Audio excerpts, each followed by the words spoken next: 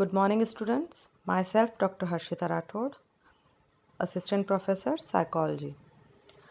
अभी तक हम विचलनशीलता की बात कर रहे हैं, विचलन की बात कर रहे हैं और पिछले लेक्चर्स में हम लोगों ने विचलनशीलता के दो माप के बारे में जान चुके हैं।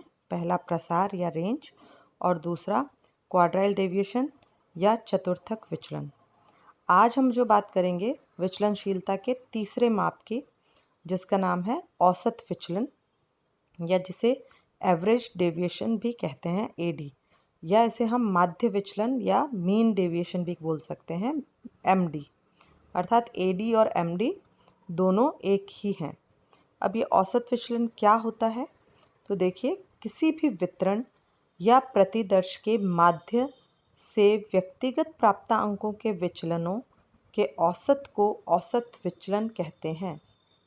अर्थात अगर आपके पास माध्य विचलन आपको ज्ञात करना है तो आप सबसे पहले दिए गए डेटा पे मीन निकालेंगे, फिर आपके प्रत्येक प्राप्तांक का उस मीन से माध्य से जो विचलन है उसका औसत निकालेंगे, तो वह माध्य विचलन या औसत विचलन कहलाएगा। रेबर और रेबर ने भी इसकी परिभाषा दी है। औसत विचलन का तात्पर्य प्रत्येक प्राप्तांक तथा माध्य के बीच अंतरों के अंकगणितीय माध्य से होता है। वही जो परिभाषा है उसी को इन्होंने थोड़ा सा रिफाइंड किया है और इसी को हम सूत्र के रूप में आप कैसे व्यक्त करते हैं वह बताना चाहें तो देखिए, इसकी स्टैटिस्टिकल परिभाषा किस तरीके से होगी कि किसी भी वितरण के माध्य से प्रत्येक प्राप्तांक के विचलन के योगफल को प्राप्तांकों की कुल संख्या से भाग देने पर जो भागफल आता है उसे औसत या माध्य विचलन कहते हैं। और यहाँ पे जो ध्यान रखने वाली बात रहती है वो ये कि विचलन आपने जितने भी निकाले हैं, चाहे वो पॉजिटिव आए या नेगेटिव आए, इसमें हम हमेशा चिन्हों की अपेक्षा करते हैं, उपेक्षा। अर्थात हम जो साइन है पॉजिटिव या नेगेटिव उसको ध्यान नहीं देते, बल्कि सारे ही विचलनों को जोड़ लेते हैं और फिर उसमें n का भाग दे देते हैं और उससे जो मूल्य प्राप्त होता है उसे हम औसत या माध्य विचलन कहते हैं। क्लार्क ने भी इसकी परिभाषा दी है जो आप पढ़ लीजिए। औसत विचलन का अर्थ है किसी वितरण में माध्य या माध्यिका से प्राप्तांकों के विचलनों के औसत परिणाम से है, जिसमें विचलनों के चिन्हों की उपेक्षा की जाती है, जो अभी मैंने आपको बताया। आगे हम जब इसका एक उदाहरण लेंगे उसमें यह और क्लियर हो जाएगा कि चिन्हों की उपेक्षा किस तरीके से की जाती है। अब हम इसकी कुछ विशेषताओं की बात करें औसत विचलन की, तो पहली विशेषता है औसत विचलन का संबंध माध्य से प्रत्येक प्राप्तांक के विचलन के औसत से है। औसत विचलन माध्य, माध्यिका तथा बहुलक तीनों से निकाला जा सकता है।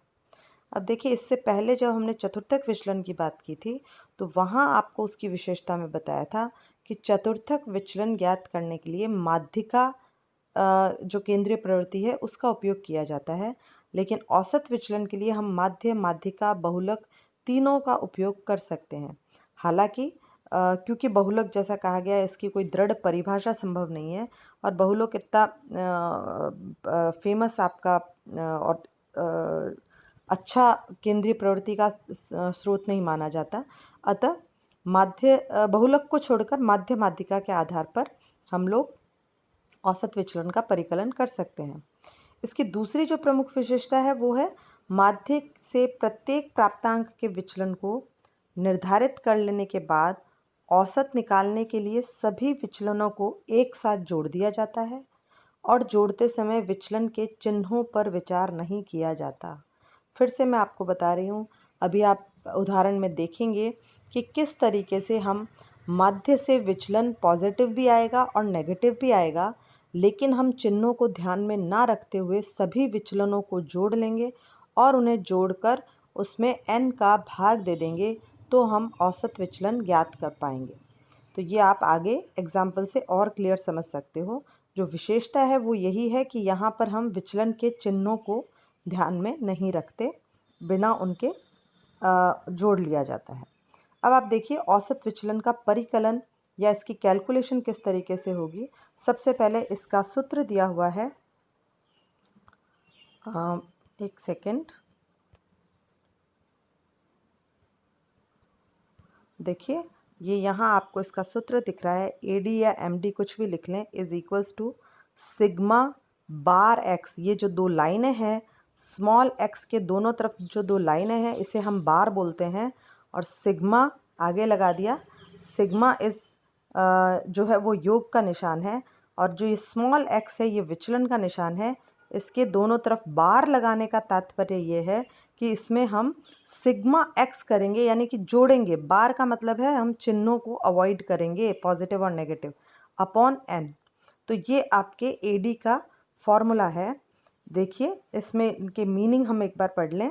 ए डी यानी औसत विचलन, एक्स यहाँ पे ये स्मॉल एक्स है, एक आप पढ़ चुके हैं कैपिटल एक्स, जिसको कि एक आप पढ़ते हैं कैपिटल एक्स, जो कि होता है प्राप्तांक का चिन्ह। सदैव आपका प्राप्तांक का चिन्ह है वो एक्स होता है, जो कि जनरली हम मिड पॉइंट से निकालते हैं, यानी मिड पॉइंट और एक्स सेम होता है। और एक है आपके पास स्मॉल एक्स, जो कि विचलन कहलाता है। विचलन यानी विचलन किससे? मीन से। तो आप मीन माइनस एक्स, सॉरी, आप जब भी आगे देखेंगे हम इसको बताते हैं आगे। एक्स माइनस मीन जब आप करेंगे, एक्स माइनस मीन जो है, यानी एक्स आपका स्कोर माइनस मीन जब आप करेंगे, उसमें यानी कि आप पता लगा रहे हैं मीन से जो आपके स्कोर हैं वो कितने विचलित हैं, कितना विचलन है उनमें, उसको हम स्मॉल एक्स से डिनोट करते हैं। तो यहाँ पे देखिए स्मॉल एक्स एक छोटा एक्स है, जिसका अर्थ है वास्तविक माध्य से प्रत्येक प्राप्तांक का विचलन या अंतर। और देखिए बार यहाँ पे दो दंड दिखाए गए हैं, इसका अर्थ है यहाँ विचलनों को जोड़ते समय पॉजिटिव और नेगेटिव चिन्हों का ध्यान नहीं दिया जाएगा, जो मैंने बार बोला आपको। और सिग्मा का अर्थ है योग का चिन्ह। तो इस तरीके से, और देखिए यहाँ पे छोटा एक्स निकालने का सूत्र भी आपको दे रखा है, ये देखिए जो मैंने बताया, small X is equals to X minus M. X capital X प्राप्तांक है और एम आपका स्कोर है। अब हम एक एग्जाम्पल के थ्रू इसको समझना चाहेंगे। सपोज़ आपको यहाँ हम अनग्रुप्ड डेटा या हम असमूहित समूह ले रहे हैं, जिसमें क्लास इंटरवल नहीं है, सिर्फ आपको प्लेन डेटा दे रखा है, तो उसका आप एडी कैसे निकालेंगे? ये जनरली शॉर्ट क्वेश्चंस में आता है। ये देखिए सिर्फ आपको प्लेन डेटा दे दिया है, यानी कि सिर्फ आपको स्कोर्स दे दिए हैं, कोई क्लास इंटरवल फ्रीक्वेंसी नहीं है, तो इसे हम असमूहित आंकड़े बोलेंगे। असमूहित आंकड़ों पर हम ये जानना चाह रहे हैं कि इसका एडी कैसे निकाला जाएगा। तो आप देखिए इसको हम आगे लेते हैं। ये इस तरीके से आपको ये जो आंकड़े दे रखे हैं उसको आप सबसे पहले एक स्ट्रेट लाइन में ले लेंगे। ये देखिए सारे प्राप्तांकों को एक स्ट्रेट लाइन में ले लिया गया है, स्कोर्स को, और इसके आधार पे आपने स्कोर का सिग्मा एक्स यानी कैपिटल, सबसे पहले क्योंकि आपको मीन निकालना है, मीन का फॉर्मूला आप पीछे पढ़कर आए हैं, सिग्मा एक्स अपॉन एन।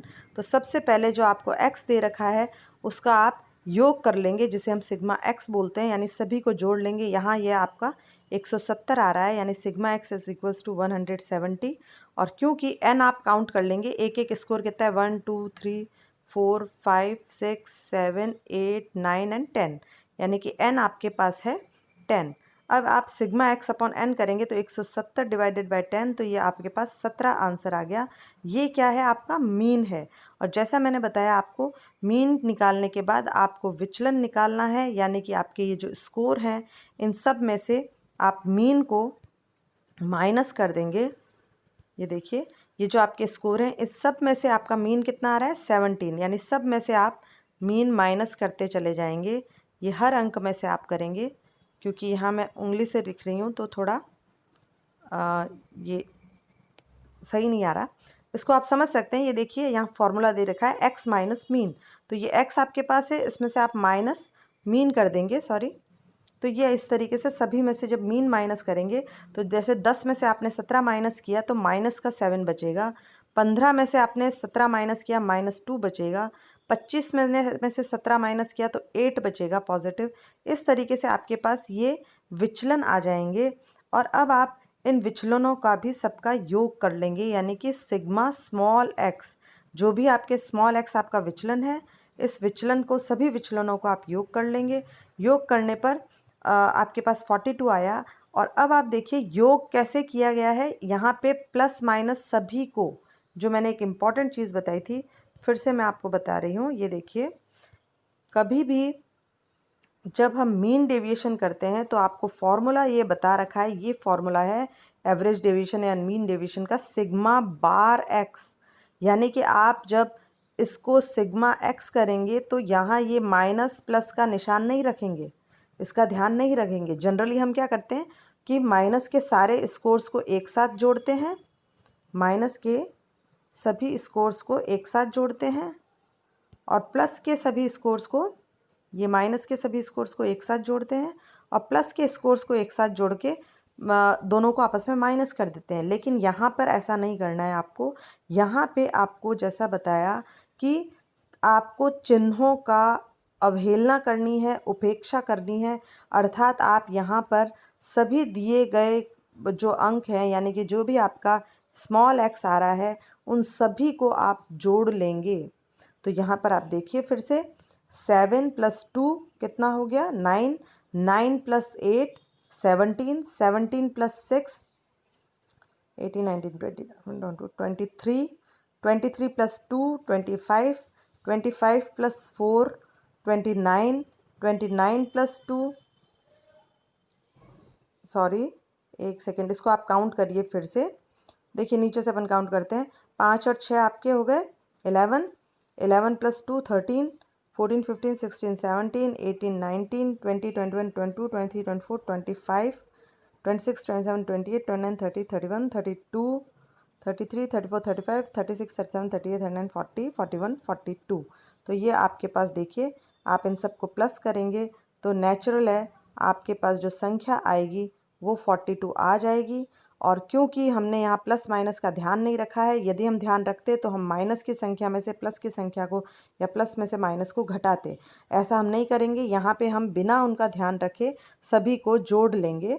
जोड़ने के बाद आप इस सूत्र में इनका मान रख देंगे। यानी कि हमारे पास जो इसका सूत्र था, AD = सिग्मा बार स्मॉल एक्स अपॉन एन। इसमें आप बार एक्स हमारे पास आया है 42, और एन आपको पता है हमारे पास 10 है। जब इसका आप डिवाइड करेंगे तो ये 4.2 आपका आंसर आ जाएगा। तो ये इम्पॉर्टेंट चीज़ है। इस तरीके से आप एक असमूहित या अनग्रुप्ड जो डेटा है उसके ऊपर मीन डेविएशन कैलकुलेट कर सकते हैं। आई थिंक आपको समझ आ गया होगा। जो इम्पॉर्टेंट चीज़ है, वापस मैं एक बार इसको समराइज़ कर दूं आपके लिए, कि सबसे पहले आपको जो भी अनग्रुप्ड डेटा में स्कोर्स दिए हैं, उन स्कोर्स को आप एक लाइन में ले लेंगे।